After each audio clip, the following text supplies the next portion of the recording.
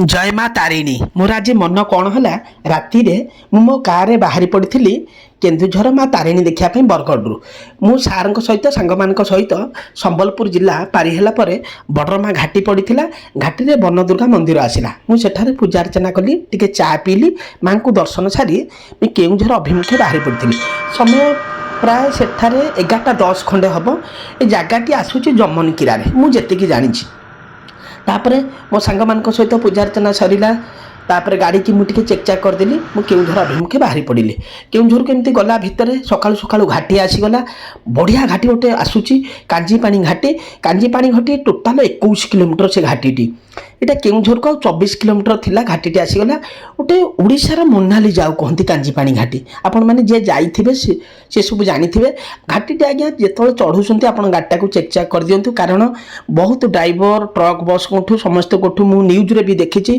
कांजीपाणी घाटी रे brake fail हो जाए रास्ता भल न था एक्सीडेंट हो जाए मु गोटे जिनस समस्त को अनुरोध करेंगे घाटी जितेबाला आप खसुंट देखी चाह खसबे कारण कांजीपाणी घाटी आज्ञा टॉप घाटी एवं स्थल भाग ठारू यहाँ 610 मीटर हाइट रे अच्छी आप चिंता करूँ 610 मीटर हाइट आपड़ भी यहाँ गुगल चेक करेंगे कांजीपाणी घाटी हाइट केते आउ ये घाटी ऊपर किसी घर थाए सुंदर सुंदर छोट छोट घर गोटे गोटे जगार मु थे तलू को देखला बेलू पूरा छोट छोट गाँ आड़ा देखा जाऊ था बढ़िया गोटे केन्दुझर गोटे प्रकृति यहाँ तापर एमती गोटे गोटे जगार टर्निंग आसता आज्ञा मुझे देखिली खसला बेलू आज्ञा 2टा ना 3टा टर्निंग अच्छी आपड़ जिते स्टेरिंग काटे बाँ पटू आज्ञा से जगह भी कभर करुचे माने चिंता करूँ आप जी धरिकी रखिथे स्टेरिंग से बाँ को अच्छी यहाँ टी आप सतर्कर सहित जी केन्दुझर कांजीपाणी घाटी तापर एमती धीरे धीरे मो सार सहित कथबार्ता हो घाटी टी धीरे धीरे अतिक्रम सरी जाइए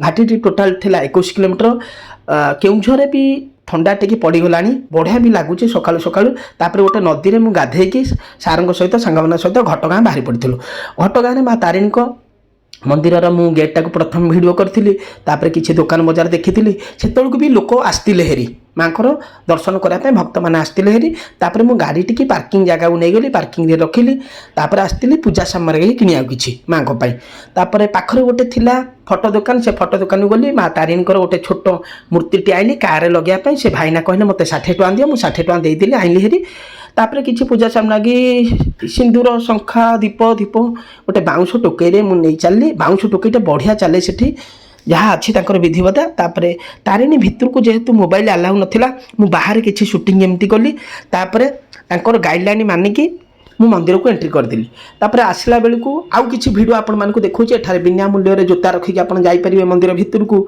तापर भक्त मान को लगी पीवा पानी आयोजन करा जो आप पीवा पानी जो देखुना यहाँ रुंगटा माइन्स कर रुंगटा माइन्स गोटे केन्दुझर बढ़िया माइन्स एथरे मानसिक डोरी सब लगाती तापर एमती लिखाई घटगाँ बासिनी माँ तारिणी यार भी ब्रांडिंग कराई लोक आक फटो उठापी मु तारिणी विषय जिते किसी शिखापी चाहिए पाखर गोटे देहुरी थे हरिचंदनपुर मो माँ विषय जो पचारि से कहले माँ तारिणी होती स्वयं दुर्गा अवतार तेत्या जुगर कथा से प्रभु श्रीरामचंद्र रावण सहित युद्ध करने पूर्व माँ दुर्गा को पूजा अर्चना करते प्रभु माँ दुर्गा श्रीरामचंद्र को ऊपर भक्ति संतुष्ट हो कहते तुम सामने माँ तारिणी रूप में आविर्भाव हेबी जदि तुम्हें मत देख मुझे पाषाण बा पत्थर हो पलटि जी प्रभु श्रीरामचंद्र माँ को भूमिष्ठ प्रणाम कला बेलू माँ तारिणी कहवा कथा अनुसार सेठारे पत्थर पलटि जाइथिले सेबेठू माँ दुर्गा माँ तारिणी रूप में पूजा पाउछन्ते घटगाँ शालबन में किंतु ऐतिहासिक कथा अनुसार बा हरिचंदनपुर से देहुरी कथा अनुसार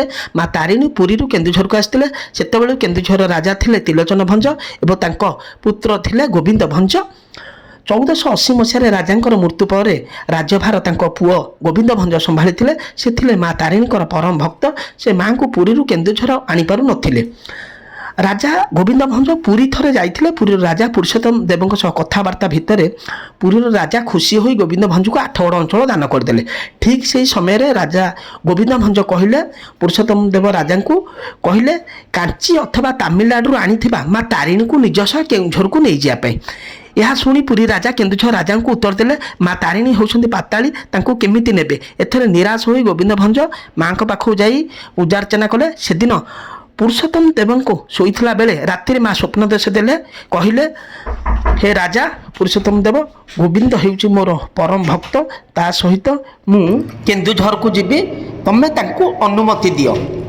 ଏହା ଶୁଣି ପୁରୁଷୋତ୍ତମ ଦେବ ରାଜା ଗୋବିନ୍ଦ ଭଞ୍ଜୁ କହିଲେ ଧନ୍ୟ ଧନ୍ୟ ତୁମ ଭକ୍ତ ଏବେ ମାଙ୍କୁ ନେବା ପାଇଁ ବ୍ୟବସ୍ଥା କର।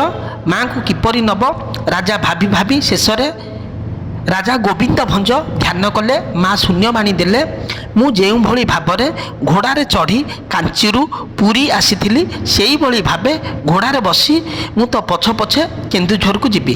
ଘୋଡ଼ା ଚାଲିଲେ ମୋ ପାଦର ଘୁଙ୍ଗୁର ଶବ୍ଦ ଶୁଣି ତୁ ଜାଣିବୁ ଯେ ମୁଁ ତ ପଛ ପଛେ ଆସୁଛି।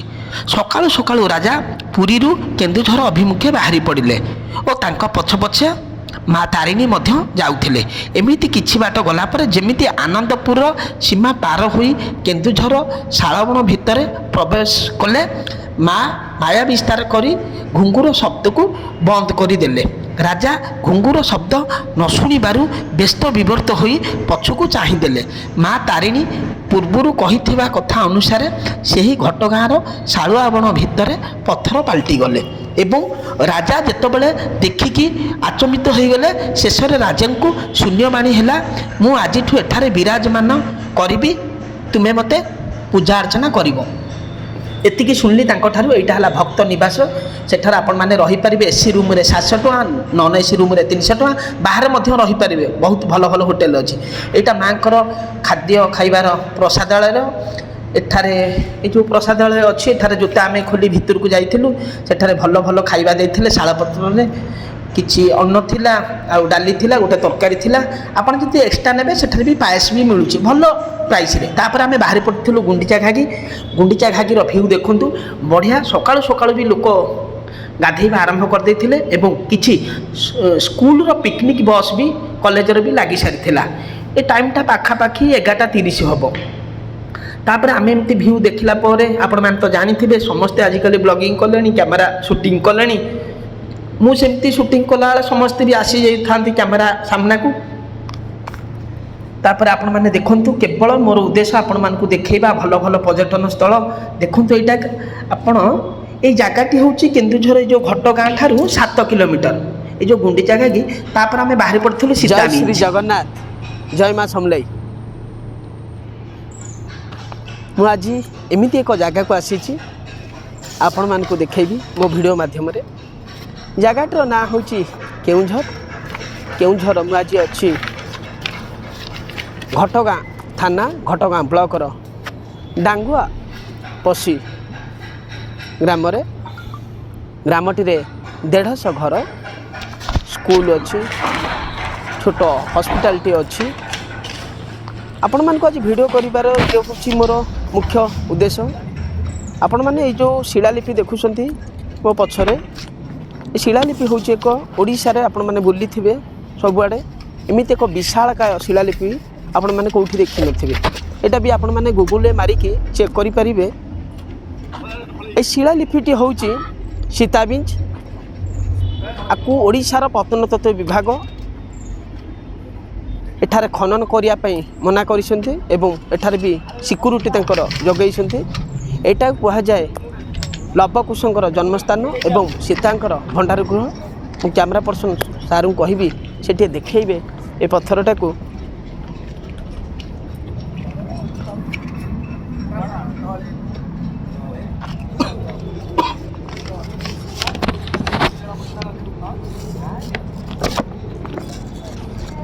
ମୁଁ ଏ ଗ୍ରାମବାସୀ ଜଣକୁ ଏ କିମ୍ବଦନ୍ତୀ ବିଷୟରେ ପଚାରି ବୁଝିଥିଲି। ତାଙ୍କର ବି ବାଇଟ୍ ଆପଣମାନେ ଶୁଣିପାରିବେ। ଏ ପଥରଟି କାଳକ୍ରମେ ବଢ଼ୁଛି। ଇଏ ମା ସୀତାଙ୍କର ଭଣ୍ଡାର ଗୃହ ଅଛି, ଜିଲ୍ଲା କେଉଁଝର ଅବସ୍ଥିତ।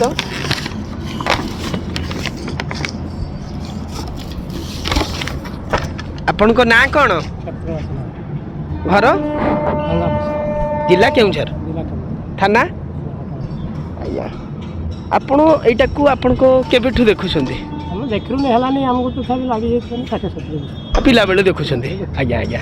ଏ ଜିନିଷଟି କ'ଣ କହିଲେ ଆଜ୍ଞା? ଭଣ୍ଡାର ଘର କାହାର? ମା ସୀତାଙ୍କର? ମା ସୀତାଙ୍କର। ଆଜ୍ଞା ଆଜ୍ଞା। ଏଠିକି ପର୍ଯ୍ୟଟକ ଆସନ୍ତି? ହଁ। ଦେଖିଲେ ବିଶ୍ୱାସ। ଆଉ ଉପରକୁ କେତେବେଳେ କିଏ ଯାଇଛନ୍ତି? ହଁ ଜଣେ ଯାଇଥିଲା, ଆଜ୍ଞା ଜଣେ ଗୋଟେ ହନୁମାନ ଦୀକ୍ଷା ନେଇକିରି ଆଜ୍ଞା ଚଢ଼ି ଯାଇଥିଲା। ଆଜ୍ଞା ଆଜ୍ଞା ଦେଖିଲେ କ'ଣ କହିଲେ? ହଁ ସେଟା ଦେଖିଲେ ତାର କ'ଣ କହିଲା ସେ ତା ଦିନ କହିଲା। ଏଠି କ'ଣ ବଡ଼ ବଡ଼ ପର୍ବ ଅଛି ଯେମିତିକି? ବଡ଼ ପର୍ବ ଅଛି ଏଇଟା ଆମର ରଜମେଳା କରୁଛି, ହଁ ରଜ ସଂକ୍ରାନ୍ତି, ହଁ ସେଇଟା ବଡ଼ ପର୍ବ ଏଇଠି ହୁଏ। ଏଇଟା ଏଇ ସୀତାମା ପାଖରେ ହୁଏ। ଆଜ୍ଞା ହଉ ହଉ ବହୁତ ବହୁତ ଆପଣଙ୍କୁ ଧନ୍ୟବାଦ। ଧୀରେ ଧୀରେ ବଢ଼ି ଚାଲିଛି ଆମେ ଦେଖୁଛୁ ଆଉ ଏ ପଥରଟା ବଢ଼ୁଛି, ବଢ଼ୁଛି। ଆପଣ ପିଲାବେଳୁ ଦେଖୁଛନ୍ତି? ପିଲାବେଳେ ଦେଖୁଛୁ ଆମେ ସ୍ଥିର ମାରିକି ବି ପାହାର କରେଇଛୁ, ଆଜ୍ଞା ଏପଟ ସେପଟ ଆଜ୍ଞା। ଜିନା ହବନି। ଓହୋ ହୋ ପିଲାବେଳେ ଆମେ ଖେଳ ଏମିତି ସ୍ଥିର ମାରିକି ଆମେ ପାହାର କରିଛୁ, ଆଜ୍ଞା। ହବନି। ବଢ଼ି ଚାଲିଛି ଆଉ ଆଜ୍ଞା ମୁଁ ଏପଟକୁ ଆସିଲାଠୁ ଦେଖୁଛି ଘଟଗାଁ ତାରିଣୀଠୁ ହଉ କେଉଁଝର ଜିଲ୍ଲାରେ କିଛି ଜାଗା ବୁଲିଲିଣି। ସତଟା ମୋତେ କହିବେ, ସମସ୍ତଙ୍କ କାନ୍ଧରେ ଗୋଟେ ଲେଖା କୁରାଢ଼ୀ ଥାଏ, କାରଣ କ'ଣ?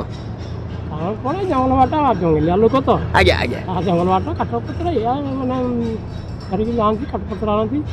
ଜଙ୍ଗଲ ଜାଗା ଟିକେ ଭଲ ଥାଏ। କ'ଣ ଯାହା ଆଜ୍ଞା ଜନ୍ତୁ ଅଛନ୍ତି କି? ଅଛନ୍ତି, ବାଘ ଭାଲୁ ରହିଛନ୍ତି, ଅଛନ୍ତି ଆପଣ ଦେଖିଛନ୍ତି? ବର୍ତ୍ତମାନ ସୁଦ୍ଧା ରହିଛନ୍ତି। ଆଉ ଆମେ ଦେଖି ଆମ ଭୟ ଭାଙ୍ଗି ଦେଇଛୁ। ଆଜ୍ଞା ଆଜ୍ଞା ଯାହାହେଲେ ଗୋଟେ ସେଫ୍ଟି ପାଇଁ ଧରୁଛନ୍ତି ଆଉ ସୁରକ୍ଷା ପାଇଁ ଆଉ। ଦେଖା ହଉ ହଉ ହଉ ହଉ ଆଜ୍ଞା। ମୋର ଯେମିତି ଆପଣମାନେ ଜାଣିଥିବେ ଏ ପୃଥିବୀରେ 193ଟି ଦେଶରୁ ହାରାହାରି ମୋ ପାଖରେ 180ଟି ଦେଶର କରେନ୍ସି ମୁଁ ଯୋଗାଡ଼ କରିସାରିଲିଣି। ଏବେକାର ଯୁବପିଢ଼ି ନ୍ୟୁ ଜେନେରେସନ୍ ମାନଙ୍କୁ ଦେଖାଇବା ପାଇଁ ମୋର ନିମିତ୍ତ ପ୍ରୟାସ। ସେମିତି ସାରା ଓଡ଼ିଶାରେ ମୋତେ ଯେହେତୁ ସମୟର ଅଭାବ ମୁଁ ଓଡ଼ିଶା ସାରା ବୁଲୁଛି। ଏବେକାର କଳା ସଂସ୍କୃତି କି ବିଲୁପ୍ତ ହୋଇ ଆସୁଥିବା ଜିନିଷକୁ ଆପଣମାନଙ୍କୁ ଦେଖାଇବା ପାଇଁ ମୋର ନିମିତ୍ତ ପ୍ରୟାସ ରହୁଛି। ଆପଣମାନଙ୍କର ସୁବ୍ରତ, ନମସ୍କାର। ତାପରେ ଏଇ ଯେଉଁ ସୀତାଙ୍କର ଆମର ଜନ୍ମସ୍ଥାନ ବି ଉପରେ ଆଉ ଗୋଟେ ଜାଗାରେ ଥିଲା, ଜଣେ ବାବା କହିଲେ, ତାଙ୍କ କଥା ଅନୁସାରେ ବି ଏଇ ସୀତା ବିଞ୍ଚିକି ଆମେ ଯାଇଥିଲୁ। ସେଠାରେ ଯାଇକି ଦେଖିଲା ବେଳକୁ ଆମେ କିଛି ଲୋକ ଥିଲେ। ତାପରେ ଧୀରେ ଧୀରେ ଉପରକୁ ଗଲା ପରେ କିଛି ଦେଖିଥିଲୁ, ସେଠିକି ବି ପର୍ଯ୍ୟଟକମାନେ ପଳେଇଥିଲେ ଆମଠୁ ଆଗରେ। ତାପରେ ଏମିତି କିଛି ମୋ କ୍ୟାମେରା ଆଗରେ ବି ଛୋଟ ଛୁଆ ଆସିଥିଲେ। ତାପରେ ଏମିତି ଉପରକୁ ଗଲା ପରେ କେଉଁଝର ଗୋଟେ ପ୍ରକୃତିକି ଦେଖିବା ପାଇଁ ମିଳିଥିଲା। କେଉଁଝର ଯିଏ ଯାଇଛନ୍ତି ସିଏ ବି ଜାଣିଛନ୍ତି ଏମିତି ଗୋଟେ ପ୍ରକୃତି ଅଛି କେଉଁଝରରେ। ବଡ଼ ବଡ଼ ପଥର ଶିଳାଖଣ୍ଡ ଏମିତି ଅଛି, ବଢ଼ିଆ ଭିଉ। ଛୋଟ ଛୁଆଟେ ବି କ୍ୟାମେରା ଆଗରେ ଆସିଗଲା, କାହାରିକି ତ ମନା କରି ହେବନି ମୁଁ ଭିଡ଼ିଓ କଲାବେଳେ। ତାପରେ ମୁଁ ଧୀରେ ଧୀରେ ଏମିତି ଉପରକୁ ଗଲାବେଳେ ଉପରେ ବି ଦେଖିଲି ବଡ଼ ବଡ଼ ପଥର, ଯେମିତି ଗୋଟେ ପୌରାଣିକ କଥା ଅନୁସାରେ ଆଗରୁ କିଏ ସଜେଇକି ରଖିଲା ଭଳି ମନେ ହୁଏ। ସେମିତି କିଛି ନୁହଁ। ଯାହା ହଉ ବଢ଼ିଆ ଜାଗାଟି ସୀତାବିଞ୍ଜ। ଆପଣ ଯଦି କେତେବେଳେ ଯାଉଛନ୍ତି ସୀତାବିଞ୍ଜ ଯାଆନ୍ତୁ। ଏଇଟା ଘଟଗାଁ ଠାରୁ 24 କିଲୋମିଟର ଦୂରରେ ଅବସ୍ଥିତ। ତାପରେ ମୁଁ ଧୀରେ ଧୀରେ ମୋର ତଳକୁ ଆସିଥିଲି ହେରି ଆଉ ଗୋଟେ ଡେଷ୍ଟିନେସନକୁ ଯିବା ପାଇଁ। ଏମିତି ତଳୁ ଗଲାବେଳେ ଏମିତି ବି କେତେ ପଥର ଥିଲା ଆପଣମାନେ ଦେଖନ୍ତୁ ଭଲସେ। ଏପଟେ ବି ମାନସିକ ଡୋରି ଗୁଡ଼ା ଲାଗିଥିଲା, ଯେହେତୁ ମୁଁ ଏଠାରେ ଡୋରି କିଛି ଲଗାଇ ନଥିଲି। ତାପରେ ମୁଁ ଧୀରେ ଧୀରେ କେଉଁଝର ଟାଉନକୁ ଆସିଥିଲି ଜଗନ୍ନାଥ ମନ୍ଦିର ଦେଖିବା ପାଇଁ। ଶ୍ରୀ ବଳଦେବଜୀଉଙ୍କ ମନ୍ଦିର ଏଇଟା କେଉଁଝର ଟାଉନରେ ଅଛି। ଏଇଟା ବି ଗୋଟେ ବଢ଼ିଆ ମନ୍ଦିର। ଜଗନ୍ନାଥ ପ୍ରଭୁ ବଳଭଦ୍ର ମା ସୁଭଦ୍ରା ଅଛନ୍ତି। ଏମିତି ତା ବାହାର ଭିଉଟା ଆପଣମାନେ ଦେଖନ୍ତୁ, ବାହାର କେତେ ସୁନ୍ଦର ହେଇଛି ଭିଉଟା। ଶ୍ରୀ ବଳଦେବଜୀଉଙ୍କ ମନ୍ଦିର କେନ୍ଦୁଝର ବଢ଼ିଆ ଟାଉନରେ ଏଇଟା ଅଛି। ଦେଖନ୍ତୁ ଏଠି ବି ଭଲ ରଥଯାତ୍ରା ହୁଏ। ଦେଖନ୍ତୁ ବାହାରଟା ବଢ଼ିଆ ପାର୍କିଂ ଅଛି, ଏମିତି ସବୁ ଅଛି। ତାପରେ ମୁଁ ଧୀରେ ଧୀରେ ଭିତରୁ ଗଲି, ଭିତରର ମନ୍ଦିର ଦୃଶ୍ୟଟା ଆପଣମାନେ ଦେଖନ୍ତୁ। ୱାଓ ବଢ଼ିଆ ମନ୍ଦିରଟେ, କେଉଁଝରର ଟାଉନରେ ଏଇଟା ଅଛି। ତାପରେ ମନ୍ଦିର ଭିତରକୁ ସମସ୍ତଙ୍କୁ ସେଠି ମୋବାଇଲ ଆଲାଉ ଥିଲା। ମୁଁ ସମସ୍ତଙ୍କୁ ଫଲୋ କଲି, ଯେତେବେଳେ ଜଗନ୍ନାଥଙ୍କର ପ୍ରଭୁଙ୍କର ଫଟୋ ଉଠାଉଛନ୍ତି ସମସ୍ତେ ତାପରେ ଯାଇ ମୁଁ ଉଠାଇଥିଲି। ନହେଲେ ଯେଉଁଠି ବାରଣ କରାଯାଏ ମୋବାଇଲ ଆଲାଉ ନାହିଁ କି କ୍ୟାମେରା, ମୁଁ କାହାରିକି ଇଏ କରିକି ବି ମୋବାଇଲ କ୍ୟାମେରାକୁ ଆଲାଉ କରେନି। ଏଠାରେ ସମସ୍ତେ ଫଟୋ ଉଠାଉଥିଲେ, ମୁଁ ବି ଫଟୋ କିଛି ଉଠାଇଲି ଆପଣମାନଙ୍କୁ ଦେଖିବା ପାଇଁ। ତାପରେ ମୁଁ ହଦଗଡ଼ ପଳାଇଥିଲି। ଯଦି କେଉଁଝର ଆପଣମାନେ ଆସୁଛନ୍ତି ହଦଗଡ଼କୁ କେତେବେଳେ ପାଇଁ ଭୁଲିବେନି। ଏଇଟା କେଉଁଝର ଟାଉନରୁ 109 କିଲୋମିଟର ଦୂରରେ। ଏମିତି କିଛି ଦୂର ଗଲା ପରେ ମୁଁ ଗୋଟେ କେଉଁଝର ସାଙ୍ଗ ସହିତ ମୁଁ ଅତି ସର୍ଟକଟ୍ରେ ମାରିଦେଇଥିଲି। ସର୍ଟକଟ୍ରେ ଗଲାବେଳକୁ ଏ ଜାଗାକୁ ମୁଁ ପହଞ୍ଚିଲା ବେଳକୁ ହେଇଯାଇଥିଲା ପାଖାପାଖି 2:45 ପାଖାପାଖି। ତାପରେ ଏମିତି ଗୋଟେ ମାର୍କେଟ ଆସିଲା, ମାର୍କେଟ ପରେ ଏମିତି ଗୋଟେ ସ୍କୁଲ ଆସିଲା, ପିଏମ୍ସି ସ୍କୁଲ ସରକାରଙ୍କର। ତାପରେ ପାରି ହଉ ହଉ ଲେଖା ଥିଲା ହଦଗଡ଼ ଡ୍ୟାମ୍ ଶାଳନ୍ଦୀ ନଦୀ ଉପରେ ଆପଣଙ୍କୁ ସ୍ୱାଗତ ଜଣାଉଛି ଜିଲ୍ଲା କେନ୍ଦୁଝର। ତାପରେ ଏମିତି ଆଇସ୍କ୍ରିମ୍ ବାଲା, ଗୁପଚୁପ୍ ବାଲା କିଛି ମକା ମିଳୁଥିଲା, ମୁଁ ଟିକେ ଟିକେ ଖାଇକି ତାପରେ ଏଣ୍ଟ୍ରି କଲି। ମୋର କ୍ୟାମେରା ଧରିକି ଗାଡ଼ି ନେଇକି ଏଣ୍ଟ୍ରି କଲି ଭିତରକୁ। ଦେଖନ୍ତୁ ହଦଗଡ଼ ଡ୍ୟାମ୍ ବଢ଼ିଆ ଡ୍ୟାମ୍। ଏଇଟା ଲେଖା ହେଇଛି ଶାଳନ୍ଦୀ ନଦୀ ଉପରେ ଜଳ ସଂରକ୍ଷଣ ବ୍ୟବସ୍ଥାକୁ କେମିତି ରଖାଯାଇଛି ଶାଳନ୍ଦୀ ନଦୀ ଉପରେ। ଏଇଟା ଗୋଟେ ବଡ଼, ଆପଣମାନେ ଜାଣିଥିବେ, ଏଇଟା ଗୋଟେ ଚେକ୍ ଗେଟ୍। ଯେତେବେଳେ ବନ୍ୟା ନିୟନ୍ତ୍ରଣ କଣ୍ଟ୍ରୋଲ ପାଇଁ ଏ ଚେକ୍ ଗେଟ୍ଟାକୁ ସେମାନେ କ୍ରେନ୍ ସାହାଯ୍ୟରେ ପକାଇ ଦିଅନ୍ତି। ଏଇଟା ବଢ଼ିଆ ନଦୀଟା ଆଜ୍ଞା ଶାଳନ୍ଦୀ। ଶାଳନ୍ଦୀର ବନ୍ୟା ପାଣିକି ଏଇଠି ରଖାଯାଏ। ଏଇଟା ହେଲା ହଦଗଡ଼ ଡ୍ୟାମ୍। ଏଇଟା କେନ୍ଦୁଝରରୁ ଆଜ୍ଞା 109 କିଲୋମିଟର ଅଛି। ଆପଣ ଯଦି ସର୍ଟକଟ୍ ମାରିବେ ସର୍ଟକଟ୍ ବି ଅଛି, ତାଠୁ ଟିକେ କମିବ, 12-13 କିଲୋମିଟର ତାଠୁ କମିଯିବ। ବଢ଼ିଆ ଆଜ୍ଞା ଭ୍ୟୁ ଅଛି ହଦଗଡ଼ ଡ୍ୟାମ୍ରେ। ଆପଣମାନେ ଦେଖନ୍ତୁ ପୁରା ନ୍ୟାଚୁରାଲ ଭ୍ୟୁ। କେନ୍ଦୁଝର ପ୍ରକୃତିର ଗୋଟେ ଅବଦାନ, ଗଡ଼ ଗିଫ୍ଟ ଆଜ୍ଞା କେନ୍ଦୁଝର। ବଢ଼ିଆ ଲାଗିଲା। ଯେହେତୁ ସେଠାରେ 4ଟା ପାଖାପାଖି ହେଇଯାଇଥିଲା, ମୁଁ ଧୀରେ ଧୀରେ ବୁଲାବୁଲି ସାରି ଆଉ ଗୋଟେ ଡେଷ୍ଟିନେସନକୁ ଯିବା ପାଇଁ ବାହାରି ପଡ଼ିଲି। କିନ୍ତୁ ମୋର ଏଠି ମନ ଥିଲା ଏଠି ନୌକା ବିହାରରେ ଖେଳିବା ପାଇଁ ଟିକେ, କିନ୍ତୁ ଯେହେତୁ ମୋତେ ସମୟ ସାଥ ଦେଇନଥିଲା, ମୁଁ ପୁଣି ଫେରିବାର ଥିଲା। ମୁଁ ଯାଇଛି 350 କିଲୋମିଟର, ଇଏ ଗୋଟେ 100, ପୁଣି ଆସିଲେ 350, କମ୍ ସେ କମ୍ 700-800 କିଲୋମିଟର ଏକା ଡ୍ରାଇଭିଂ କରୁଛି, ପୁଣି 2 ଦିନ। ବେଶୀ ମୋ ପାଖେ ବି ସମୟ ନଥିଲା। ତାପରେ ମୁଁ ଟିକେ ନୌକା ବିହାର କରିପାରିଲିନି, ମନ ଦୁଃଖ ଲାଗିଥିଲା। ନହେଲେ ସେଠାରେ ମଟର ଚାଳିତ ଡଙ୍ଗା ସେଫ୍ଟି ନେଇକି ବି ଖେଳଉଛନ୍ତି ଲୋକମାନଙ୍କୁ ସେଠାରେ। ମୁଁ ଯେତିକି ଦେଖିଲି, ଆପଣମାନେ ଦେଖନ୍ତୁ ଏ ଭିଡ଼ିଓରେ, ବଢ଼ିଆ ଲାଗିଲା ଭ୍ୟୁଟା। ତାପରେ ମୁଁ ଧୀରେ ଧୀରେ ଏମିତି ଫେରି ଯିବା ପାଇଁ ମୋତେ ଯେତେବେଳେ ସମୟ ଅନୁମତି ଦେଇଥିଲା, ମୁଁ ଧୀରେ ଧୀରେ ଜାଗାକୁ ବାଏ ବାଏ କରିକି ସାନ ଘାଗରା ଅଭିମୁଖେ ବାହାରି ପଡ଼ିଥିଲି। ସାନ ଘାଗରାର ବଢ଼ିଆ ଭ୍ୟୁଟେ ମୁଁ ଦେଖିଲି ଉପରକୁ ଆସିକି। କେନ୍ଦୁଝର ଟାଉନଟା ପୁରା ଫୋକସ୍ ହେଉଛି ସେ ଘାଟି ଉପରେ। ତାପରେ ସାନ ଘାଗରାରେ ଏମିତି ଶିବ ଅଛନ୍ତି ପାଣି ମଧ୍ୟରେ, ଆପଣମାନେ ବି ଯାଇଛନ୍ତି ଦେଖିଛନ୍ତି। ଏଠାରେ ବଢ଼ିଆ ବଢ଼ିଆ ଆଚାର ବି ମିଳୁଛି। ସେଠି ଟିକେ ଆଚାର ମୁଁ ଟିକେ ଖାଇଲି। ତାପରେ ସାନ ଘାଗରାର ୱାଟରଫଲକୁ ଟିକେ ଦେଖିଲି, କିନ୍ତୁ ଏଠି ମୁଁ ଗାଧେଇଲିନି। ସାନ ଘାଗରାରେ ବଢ଼ିଆ ପାଣି ଆସୁଛି, କିନ୍ତୁ ମୁଁ ଗାଧେଇଲିନି, ଯେହେତୁ ମୋତେ ଟିକେ ବି ଥଣ୍ଡା ହେଇଯାଇଥାଏ ସକାଳୁ ଗାଧେଇକି। ଆଉ ଡ୍ରାଇଭିଂ କରୁଛି, ମୋତେ ରେଷ୍ଟ ନାହିଁ, ମୁଁ ବି ଗାଧେଇଲିନି। କିନ୍ତୁ ବଢ଼ିଆ ପାଣି। ଏମିତି ଧୀରେ ଧୀରେ ଉପରକୁ ବି ପାହାଚ ଅଛି ବଢ଼ିଆ। ଏଠି ଗୋଟେ ଡାଇନୋସର ଅଛି, ବଡ଼ ବଡ଼ ଦାନ୍ତ କରିଛି। ଯିଏ ଦେଖିବ ସେ ଯାଇକି ଜାଣିବ, ବଡ଼ ବଡ଼ ଦାନ୍ତ। ପିଲାମାନେ ଦେଖିକି ଖୁସି ହେଉଥାନ୍ତି। ତାପରେ ମୁଁ ଚାଲିଲି ବଡ଼ ଘାଗରା। ବଡ଼ ଘାଗରାଟା ସାନ ଘାଗରା ଠାରୁ ମାତ୍ର 10 କିଲୋମିଟର। କେଉଁଝରରୁ ସାନ ଘାଗରା ହେଉଛି 6, ବଡ଼ ଘାଗରା ସେଇଠାରୁ ହେଉଛି 10। ସେଠାରେ ବଡ଼ ଘାଗରାରେ ଏମିତି ଦେଖିଲି। ବଡ଼ ଘାଗରାରେ ଆପଣ ଦେଖି ଚାହିଁ ଗାଧେଇବେ, କାରଣ ଏଠି ଗୋଡ଼ ଖସିବାର ବହୁ ଚାନ୍ସେସ୍ ଅଛି। ମୋ ନଲେଜରେ ମୁଁ ଯେତିକି ସେଫ୍ଟି ଜାଣିଛି, ସାନ ଘାଗରା ଅପେକ୍ଷା ବଡ଼ ଘାଗରା ଟିକିଏ ବିପଦ ଶୃଙ୍ଖଳ ଅବସ୍ଥାରେ ଅଛି। ଏଠି ଗାଧେଇଲା ବେଳେ ଆପଣ ଟିକେ ସେଫ୍ଟି ସହିତ ଗାଧେଇବେ, କାରଣ ଆପଣ ଯାଉଛନ୍ତି ଗୋଟେ ଏନ୍ଜୟ କରିବା ପାଇଁ, ଦେଖିବା ପାଇଁ, ବୁଲିବା ପାଇଁ। ଆପଣ ଯେମିତି ଦେଖି ଚାହିଁ ଯିବେ। ତାପରେ ସେ ଜାଗାଟି ମୁଁ ବୁଲାବୁଲି ସାରିବା ପରେ ଟିକେ ସନ୍ଧ୍ୟା ହେଇ ଆସିଥାଏ, ଲୋକମାନେ ସବୁ ଫେରିବା ବାଟରେ ଥାଆନ୍ତି। ତାପରେ ମୁଁ ଧୀରେ ଧୀରେ ଆଉ ଗୋଟେ ଡେଷ୍ଟିନେସନକୁ କଭର କରିବା ପାଇଁ ଚାହିଁଲି। ତାପରେ ସେଠୁ ଆସିଲା ପରେ ମୁଁ ବଡ଼ ଘାଗରାରୁ ମୁଁ ଆଉ ଗୋଟେ ଡେଷ୍ଟିନେସନ ପାଖରେ ଦେଖିଲି ଗୁଗୁଲରେ, ଯେଉଁଟା ଆମର ସେଇ ପାଖଠୁ ଟିକେ ଦୂର ହେବ, 24 କିଲୋମିଟର ଦୂର ଗୋଟେ ଜାଗା ଅଛି, ଗୁପ୍ତ ଗଙ୍ଗା ଏବଂ ଗୋନାସିକା। ସେଇଟାକୁ ମୁଁ କଭର କରିବା ପାଇଁ ବହୁତ ଇଚ୍ଛା ପ୍ରକାଶ କରିଥିଲି। ମୋ ସାଙ୍ଗମାନଙ୍କୁ, ସାର୍ଙ୍କୁ ବି ପରମିସନ୍ ନେଇଥିଲି। କାରଣ କ'ଣ ନା, ମୁଁ ଥକି ଯାଇଥିଲି। ଏଇ ଯେଉଁ ବଡ଼ ଘାଗରାରେ ମୁଁ ନିଜେ ବୁଲୁଛି, ପୁଣି ଭିଡ଼ିଓ କରୁଛି। ତାପରେ ମୁଁ ବାହାରି ପଡ଼ିଥିଲି ଗୋନାସିକା ଏବଂ ଗୁପ୍ତ ଗଙ୍ଗା। ଏଇ ଜାଗାଠାରୁ ଏଇଟା 9 କିଲୋମିଟର ଥିଲା, କିନ୍ତୁ ଏଇଟା ବଡ଼ ଘାଗରାରୁ 24 କିଲୋମିଟର ଦୂର। ତାପରେ ମୁଁ ଏମିତି ଗଲା ପରେ ଗୋନାସିକା ଗୁପ୍ତ ଗଙ୍ଗାରେ କିଛି ତଳୁ ଭୋଗ କିଣିକି ନେଇଯାଇଥିଲି। ସେଠି ପୂଜା ଅର୍ଚ୍ଚନା କରିବା ପାଇଁ। ଉପରେ ଭୋଗ ମିଳିବନି, ସେ ଦୋକାନୀ କହିଲେ। ମୁଁ ଗାଡ଼ିଟି ଆଙ୍କ ଦୋକାନ ପାଖରେ ପାର୍କିଂ କଲି। ପାର୍କିଂ କରିକି ତାପରେ ମୁଁ ଧୀରେ ଧୀରେ ଭୋଗଟି ନେଇକି ଉପରକୁ ଚଢ଼ିବା ପାଇଁ ଚାଲିଲି। ସେତେବେଳକୁ ସମୟ ପ୍ରାୟ ବହୁତ ପାଖାପାଖି ହେଇଯାଇଥାଏ। ଗୋଟେ ଦିନ ପୁରା ବୁଲି ବୁଲି ମୋତେ ବି ଥକା ଲାଗୁଥାଏ। ଗୋଟେ ଦିନରେ ଏତେ ବ୍ଲଗ୍ କରିବାଟା, ଏତେ ବୁଲିକି ମୁଁ ଯେଉଁଠିକି ଯାଇଛି, କେଉଁଠି 15 ମିନିଟ୍, କେଉଁଠି ଅଧଘଣ୍ଟା, ମୋର ସବୁ ରାସ୍ତାରେ ସବୁ ସମୟ ଗୁଡ଼ା ଯାଇଛି। କେଉଁଠି 60 କିଲୋମିଟର, କେଉଁଠି 109 କିଲୋମିଟର, କେଉଁଠି 23 କିଲୋମିଟର। ଏମିତି ତାପରେ ଏ ଜାଗାଟାକୁ କଭର କଲି। ଏ ଜାଗାର କ'ଣ ବିଶେଷତ୍ୱ ମୁଁ ଦର୍ଶକମାନଙ୍କୁ ଦେଖିବା ପାଇଁ ଚାହିଁବି। ଏଠି ଗାଈ ନାକରୁ ପାଣି ବାହାରୁଛି। ବୈତରଣୀ ନଦୀର ଉତ୍ପତ୍ତି ସ୍ଥଳ ଏଇଟା, ଯେଉଁଠି ବୈତରଣୀ ନଦୀ ବାହାରିଛି ଏଇ ଜାଗାଟାରୁ। ଏଠି ଏଇ ଜାଗାଟାର ନାଁ ଗୋନାସିକା ବା ଗୁପ୍ତଗଙ୍ଗା। ଏମିତି ମୁଁ ଆଗରୁ ବି କିଛି ଏଠାରେ ବ୍ଲଗର ମାନେ ଆସିକି ଭିଡ଼ିଓ କରୁଥାନ୍ତି, ସିଏ ବି ମୋ କ୍ୟାମେରା ଆଗରେ ସାମ୍ନାକୁ ଆସିଥାନ୍ତି ହେରି, ମୁଁ ବି ତାଙ୍କ ସାମ୍ନାକୁ ଏମିତି ପଳାଉଥାଏ। ତ ଭିଡ଼ିଓ ତ କଲାବେଳେ କାହାକୁ କେତେବେଳେ କିଏ ମନା କରିପାରିବେନି। ତାରି ଭିତରେ ତାପରେ ତଳେ ଗୋଟେ ଶିବ ମନ୍ଦିରଟେ ଅଛି, ମୁଁ ବି ଯେତିକି ଦେଖିଲି। ତାରି ଭିତରେ ମୁଁ ଆହୁରି ଉପରକୁ ଚଢ଼ିବା ପାଇଁ ଚେଷ୍ଟା କଲି। ଚଢ଼ିଲା ଭିତରେ ଅଲକାର ବି ଟିକେ କଥାବାର୍ତ୍ତା ହେଇଯାଉଥାଏ, ତା'ର ପ୍ରକୃତି ବିଷୟରେ ମୁଁ ବି ଟିକେ ବୁଝୁଥାଏ। କ'ଣ ଏଠାରେ ଅଛି ଲୋକାଲ ଲୋକଙ୍କଠୁ ବା ସେଠି ବାବା ଅଛନ୍ତି ତାଙ୍କଠୁ ବି ଟିକେ ମତ ନେବାଟା, ମୋ ଦର୍ଶକମାନଙ୍କୁ ଶୁଣେଇବାଟା ବି ବହୁତ ବେଟର। ତାପରେ କିଛି ବି ବ୍ଲଗର ସେଠି ବି ଥାଆନ୍ତି, ସେମାନଙ୍କଠୁ ବି ଟିକେ ମୁଁ ଟିକେ ବୁଝେ।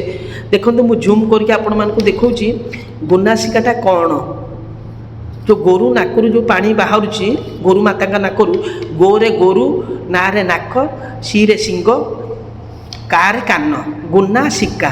ଭଲସେ ଦେଖନ୍ତୁ, ଗୋରେ ଗୋରୁ, ନାରେ ନାକ, ସିରେ ଶିଙ୍ଗ, କାରେ କାନ, ଗୋନାସିକା ଏଇଟା ଲେଖା ହେଇଛି। ମୁଁ ଜୁମ୍ କରୁଛି, ଆପଣମାନେ ଦେଖନ୍ତୁ। ଆଉ ଗୋଟେ ଜିନିଷ ଆପଣମାନେ ଦେଖନ୍ତୁ, ଗୋରୁ ନାକରୁ କେମିତି ବୈତରଣୀ ନଦୀଟା ଯେଉଁଟା ଆରମ୍ଭ ହୋଇଛି, ଯେଉଁଟା ଉତ୍ପତ୍ତି ସ୍ଥଳ, ସେଇଟା କେମିତି ଏଇଠୁ ବାହାରୁଛି ଦେଖନ୍ତୁ, ଗୋରୁ ନାକରୁ। ଯେହେତୁ ଏତେ ବାଟ ମୁଁ ଆସିଛି, ମୋ ଦର୍ଶକମାନଙ୍କୁ ଦେଖେଇବି କେଉଁଝର ଗୋଟେ ସଂସ୍କୃତି ଏବଂ କଳା ପରମ୍ପରାକୁ। ଏଇଟା ଗୋଟେ ବଢ଼ିଆ ଟୁରିଜମ୍ ଅଛି। ଏ ଜାଗାଟା କେଉଁଝରରୁ 24 କିଲୋମିଟର ଦୂରରେ ଅବସ୍ଥିତ। ବଢ଼ିଆ ଜାଗା ଦେଖନ୍ତୁ ଆପଣମାନେ। ଗୋନାସିକା, ଗୋରୁ ନାକରୁ ପାଣି ବାହାରୁଛି ଏବଂ ଗୁପ୍ତ ଗଙ୍ଗା ଆ ତଳେ ଅଛି। ଆ ତଳେ ଗୋଟେ ଗୁପ୍ତ ଗଙ୍ଗା ଅଛି। ଦେଖନ୍ତୁ ମୁଁ ଜଣେ ବାବାଙ୍କଠୁ କିଛି ପଚାରୁଛି, ସେ ବାବା କ'ଣ କହୁଛନ୍ତି। ନାକରୁ ପାଣି ବାହାରୁଛି ବୋଲି ଗୋନାସିକା କୁହାଯାଏ। ଆଉ ସେ ମନ୍ଦିର ଭିତରେ ସେଇଟା ଉତ୍ପତ୍ତି ସ୍ଥଳଟା, ବୈତରଣୀ ନଦୀର ଉତ୍ପତ୍ତି ସ୍ଥଳଟା। ଏଇ ବାଟ ହେଇ ଯାଇଛି 7-8 କିଲୋମିଟର ପରେ ନଦୀଟା ଦେଖିବାକୁ ମିଳିବ। ଏଇ ପାହାଡ଼ ପର୍ବତ ତ ନଦୀ ଦେଖିବା ପାଇବନି, ପାଣିଟା ତ ଖସି ଯାଉଛି ସାଙ୍ଗେ ସାଙ୍ଗେ। ଆଉ ଗାଈ ନାକରୁ ପାଣି ବାହାରିଛି ଯେଉଁଟା ଏଟାକୁ ଗୁନାସିକା କୁହାଯାଉଛି। ଆଉ ଏଇଟା ହେଲା ଗୁନାସିକା, ତଳଟା ହେଲା ଏହା ଗୁପ୍ତଗଙ୍ଗା। ତାପରେ ମୁଁ ଧୀରେ ଧୀରେ, ଯେହେତୁ ରାତି ମୋତେ ସମୟ ଇସାରା ଦେଇଥିଲା, ମୁଁ ତାପରେ କେଉଁଝରରୁ ଦେବଗଡ଼ ହେଇକି ବରଗଡ଼କୁ ମୋ ଗନ୍ତବ୍ୟସ୍ଥଳକୁ ଫେରି ଆସିଥିଲି। ସମ୍ବଲପୁର ହେଇକି ଆସିଲା ବେଳେ ଦେବଗଡ଼ର ବାରକୋଟରେ ଗୋଟେ ଜାଗାରେ ରେଷ୍ଟ ନେଇଥିଲି ଘଣ୍ଟାଟେ ପାଇଁ, କାରଣ ମୁଁ ଚଲେଇ ଥକି ଯାଇଥିଲି। ଗାଡ଼ି ଟିକିଏ ଭଲ ରାସ୍ତା ଥିବାରୁ ଧୀରେ ଧୀରେ ସେଫ୍ଟିରେ ମୁଁ ଆସିଥିଲି ହେରି। ତାପରେ ବଡ଼ରମା ଘାଟିରେ ମା ବନଦୁର୍ଗାଙ୍କ ମନ୍ଦିର ପାଖରେ ମୁଁ ଟିକେ ବି ରେଷ୍ଟ ନେଲି। ତାପରେ ଧୀରେ ଧୀରେ ବରଗଡ଼କୁ ଆସିଥିଲି ହେରି। ଆସିଲା ବେଳେ ମୋତେ ଟିକେ ଇଜି ଲାଗିଥିଲା। ମା ତାରିଣୀଙ୍କର ଦର୍ଶନ ସାରି ଆସିଥିଲି। ମା ତାରିଣୀକି ନମସ୍କାର କରୁଛି। ବ୍ଲଗଟି ଶେଷ କରୁଛି। ଆପଣମାନେ ଦେଖୁଥିଲେ, ମୋ ଚ୍ୟାନେଲକୁ ଲାଇକ୍ ଆଣ୍ଡ ସବସ୍କ୍ରାଇବ୍ କରିବେ। ରହୁଛି ଆପଣମାନଙ୍କର ଶୁଭରାତ୍ରି।